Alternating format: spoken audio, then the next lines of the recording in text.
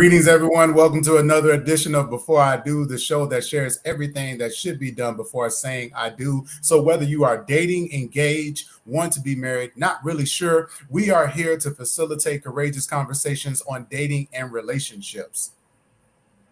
And this show is meant to be interactive. So when we pose the speaking out forever, ever hold your peace question, we don't want you to hold your peace. We want you to speak. So say it with me. Speak, speak, speak. Your peace is what we want you to do. And so make sure you weigh in on this special episode, which is entitled Should Relationships Have Secret Part 2?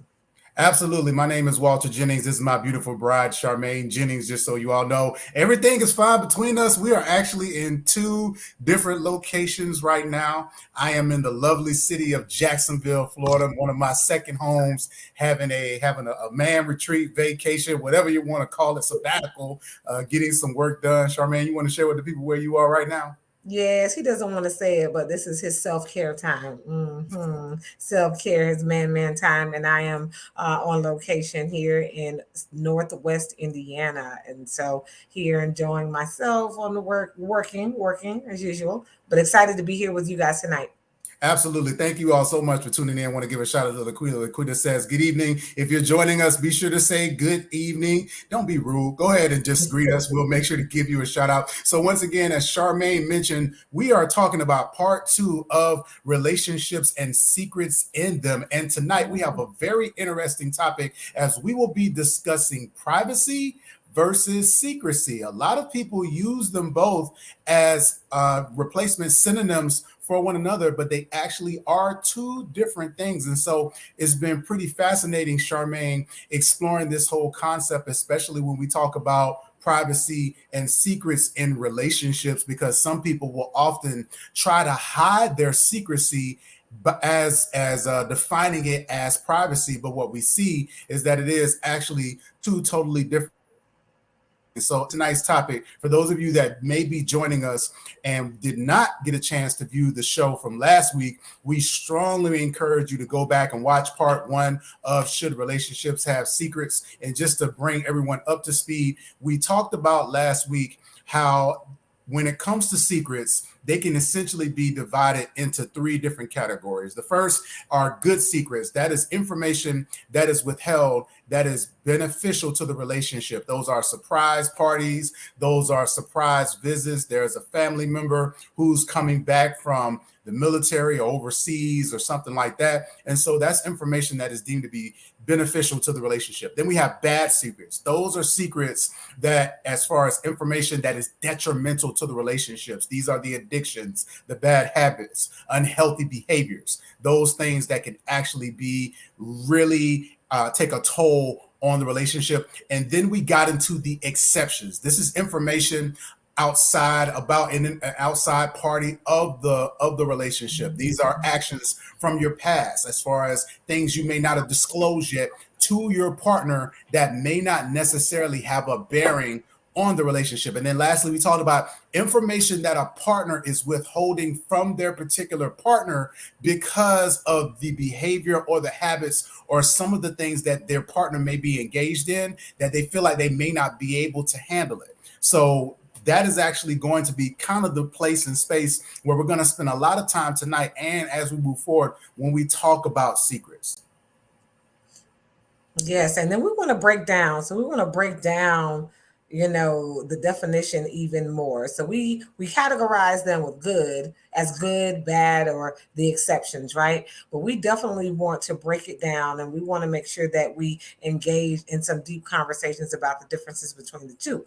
And so we ask you, right? We want to know, is there a difference between secrecy and privacy? Mm-hmm. Again, is there a difference between secrecy and privacy? And so go ahead and take your journals out, write this down. You don't want to miss it. Secrecy is information. Um, Secrecy is information that's intentionally hid or withheld, right? So we get a lot of people that they withhold information. And so if that's you, this is withheld, typically motivated by shame or fear. Mm-hmm. Okay. And just some examples might include hiding parts of your sexual, physical, or mental health history, right? That impacts your partner. Notice we said things that impact your partner, engaging in sexually explicit or suggestive conversations or acts that violate your relationship agreement, right? Hiding an addiction like gambling or substance abuse, or it could be an addiction to food, or maybe you have some kind of fetish, right? Lying about your job or career path, lying that you have, maybe saying you have a job that you don't, or getting up every day, getting dressed and giving off the appearance that you have a job, misleading your partner about your relationships with other people, misleading them about your relationships with certain coworkers, friends, or even your ex-partners. And another example of secrecy could be hiding or lying about finances, lying about debt, spending habits, or making big financial decisions without your partner. Now, this is huge, all right? And so, again, all of these things are done to intentionally hide or withhold information. And a lot of times it is, in fact, rooted in shame and in fear. Yeah, Charmaine. So as we're looking at that list, when we think about secrecy, as we mentioned, it's this idea of shame, and the main thing is that it is very intentional as it relates to the and also how information is leveraged and used and disclosed or not disclosed relative to the relationship. So things that a person knows are going to potentially have an impact. So if it's information when it comes to a relationship outside of the relationship, for example, with another person, someone that I'm communicating with, maybe an ex-partner, maybe someone that I know who has a crush on me. Maybe there are some financial challenges, again, that I'm experiencing. And I know that my partner is going to have a challenge with the way that I may be spending some money and blaming it on other things. So just being very, again, very intentional and reminding everyone that when we talk about secrets, right, these are things that as you get to know your partner and as you all are coming into a place of coexisting and interacting together, they have a bearing on the relationship. And you're either choosing to disclose that information or not choosing to disclose it, but it is usually fueled by shame. And I will, really talk about something a little bit later on, but, and I don't know, it might be appropriate now, but there are situations where people operate in secrecy, right? And in their mind, maybe I'm not intentionally hiding something out of fear or shame, right? Sometimes people literally do something in secret, right? And it's they somehow in their mind have rationalized or justify it because, well, I did it for you or I did it for us, right? And so that is the deception of it. So like let's say, I spent $10,000 out of a savings account that we were saving to put down on the down payment on the home, but I spent it on a card because, honey, I really want to see you drive your dream car. And I wanted to buy this for you, and it's a present. And so that's something I did. And so some people do it intentionally, but they withheld it. And it's not out of fear or shame. It's I did it for you. I did it to gift this to you, right? But it still doesn't make it justifiable. And so there are certain circumstances where they're just people on two different playing fields. Yeah, and Charmaine, that actually alludes to that bad secret where even though you may be guising it as for me, but it really is rooted in your bad behavior or your bad habits with money, your emotional with money. So even though again on the surface it may look like this is something that is a good thing that is benefiting me, it is really rooted in this other habit and this thing that is tied to you that's unhealthy. Yeah. Absolutely. So as we talk about secrets, now we move into this whole idea and concept of privacy, which again, especially as you're getting into a relationship, privacy is something that is an important part of a relationship and of the dating process. So privacy is defined as a form of self-possession, selective expressed autonomy in which a person is prudent with the facts and information of one's life. Basically, this is a person protecting their individuality. Bear in mind that a relationship consists of two individuals. As you meet someone, right? You're getting to know them, you're finding out various things about them, and part of the challenge in coming together of two people is that you don't want to become so engulfed in your partner that you actually lose your sense of self. And we're going to get into a little bit how individuals in the place of being so transparent, they actually lose themselves. And we've seen it in the past in marriages, where even now when we talk about women and their rights and some of the things that are being done when it comes to the workplace and things of that nature, it is a expression of individuality, and of self resilience. And so when we talk about privacy, we're talking about things like getting showered, getting dressed, undressing in private. You may not necessarily, as you're getting to know someone or in a relationship, you determine when that becomes a person has access to that particular portion and side of you. Just because, again, we're in a relationship doesn't mean you automatically have access to that type of vulnerability with me physically. Having passwords on email, social media accounts, and computers. And you see the asterisk next to it. We're gonna talk a little bit about that, because the asterisk indicates these are issues that, as you go further into the relationship, really become those hot buttons. Where is it secret? Are we operating in secrecy, or is it a violation of privacy?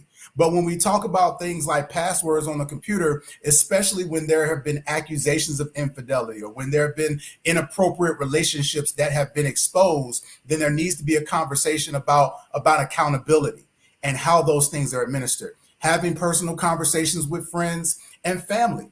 Everything that you share between your friends and your family may not necessarily be may not need to be disclosed to your partner. And also, again, as we get into having separate bank accounts, when is the right opportunity to combine those finances together? For a lot of people, they will say when we get married, once I got your last name, or once it's official, that's when our finances will become official. But again, as we're moving into a world that is really valuing cohabitation, just because we cohabitate, does that mean we now join bank accounts? And so when we talk about privacy, that is a really big part of that. When we talk about when we investigate bank accounts, keeping embarrassing stories or things from your past, not sharing every little detail. We see these things sometimes come out when a loved one, when you bring a family member around loved one, and they're sharing stories about you that you haven't even shared with them because you may be embarrassed about. And then last but not least, as we talk about this individuality, is taking time for yourself separate from the relationship. So to be clear, right, in a relationship, this is not about completely amalgamating yourself into the relationship where you do not know who you are. We should be growing. We should be continuing to support one another in our individuality.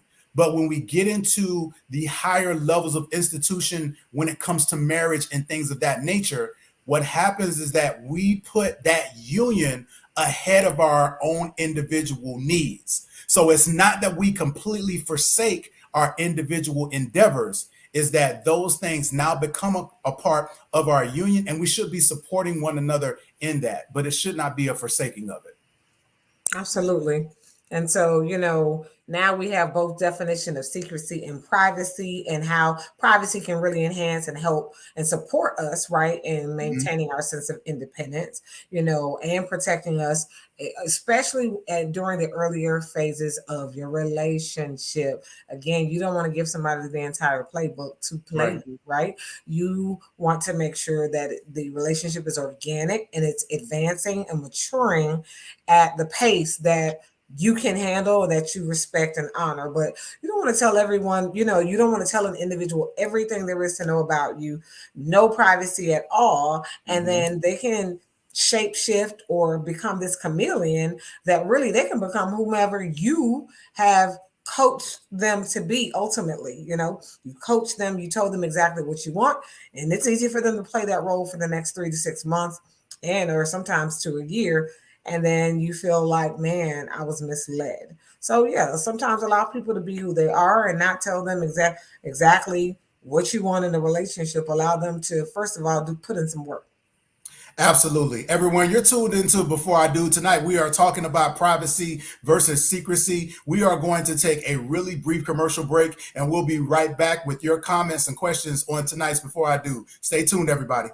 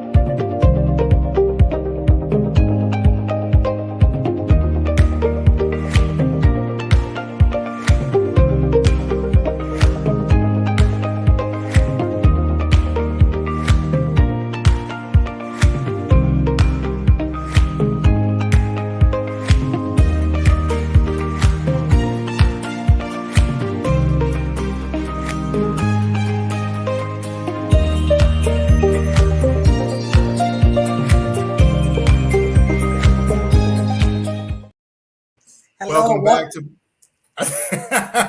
That's what happens when you're in two different places. Go ahead, baby. Welcome back to Before I Do. You are here. My name is Charmaine Jennings, and my wonderful, handsome, awesome co-host. My name is Walter Jennings, and yes, thank you all so much for tuning in to Before I Do. Tonight, we are talking about part 2 of secrets in relationships, focusing on secrecy versus privacy. And we actually have a lot of people. Thank y'all for tuning into the chat. One time for Chrissy. Want to say hello to Lindsay. We have Isabel. We have Kenny. We have Kenny in the building, and we have Charmaine. I'm gonna let you say this because I know you're the. It's Hubert. Okay, I just want to make sure when with those types of names, it may have a spin on it, and you know how to roll your R's better than I do. So really fascinating discussion as we're talking about this whole idea of secrecy and privacy. And Charmaine, as we were going into the break, you were talking about in the courting dating process, not revealing too much too soon. Mm-hmm. And especially again, when we talk about getting to know someone, right?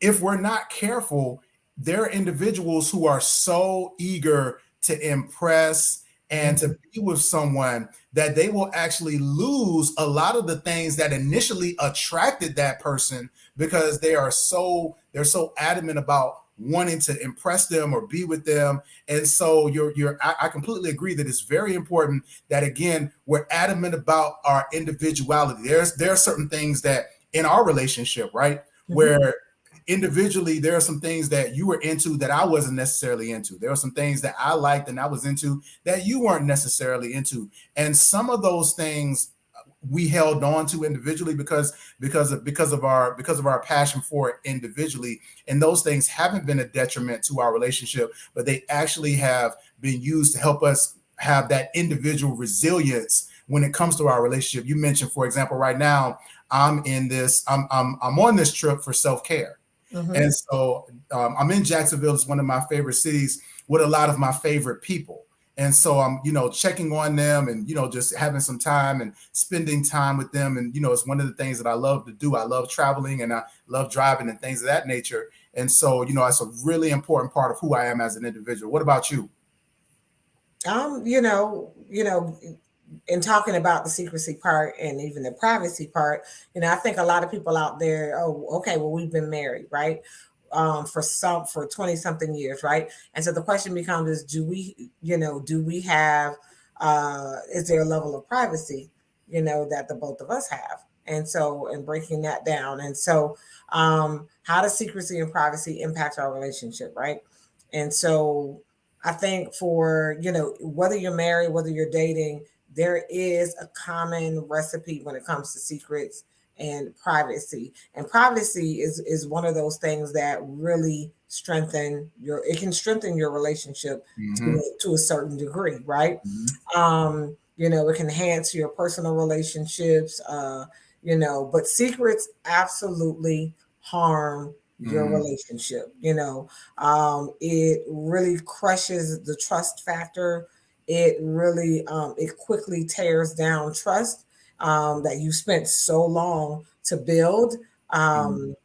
But privacy, it really can enhance your relationship because it gives you a sense of identity. Now we're talking about healthy relationships, right? We're not talking about someone who has betrayed. There's been a sense of mistrust, and now they're saying, well, I need my privacy. No. You violated the relationship. You violated boundaries, expectations, things like that. So you don't get to have privacy because you have proven that, privacy for you is something that, you can't necessarily be trusted with privacy because privacy is a gateway to secrecy.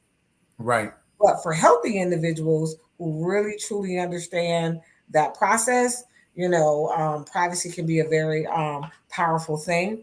And pretty much individuals who have mastered privacy in a way that operates in integrity, it can really complement. It can really allow the relationship to have respectful boundaries, and it can complement and be an extension of that relationship's trust. It can be a representation of that relationship having trust. Yeah, absolutely, Charmaine. And you talked about this whole idea of building boundaries, right? And with those boundaries in a relationship, when we effectively utilize privacy, then those boundaries are. Whereas when it comes to secrecy, the walls that are built are often invisible.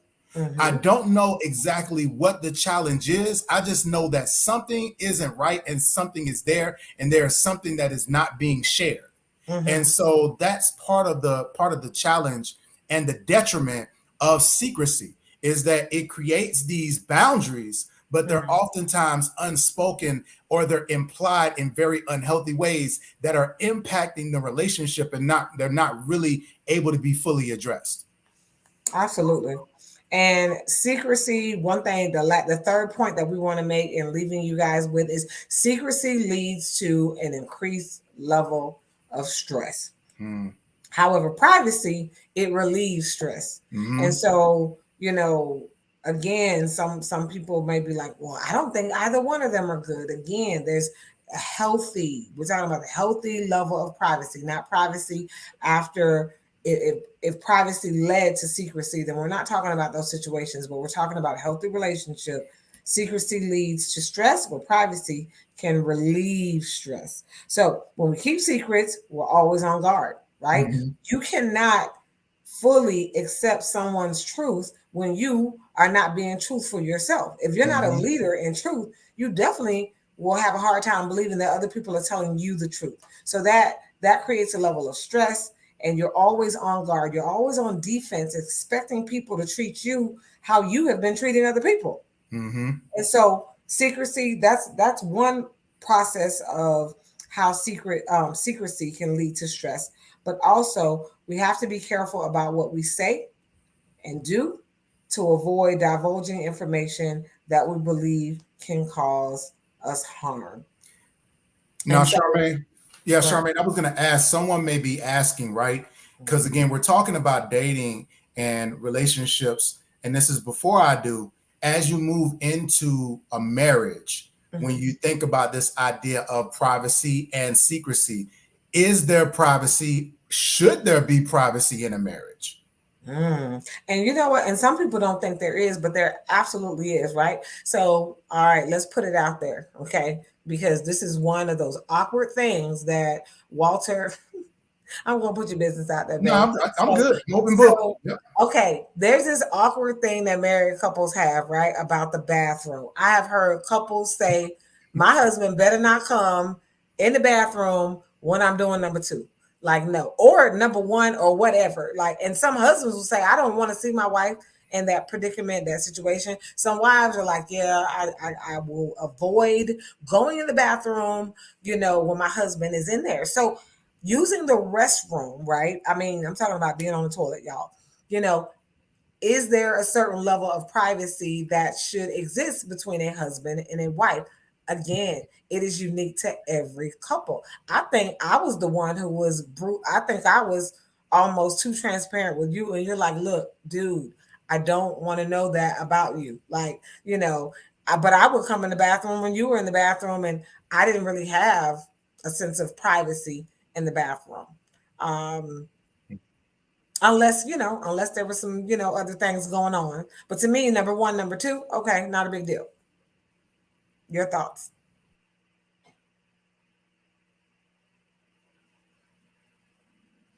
Okay, I'm not sure if we're online or we're having some technical difficulties, but if so,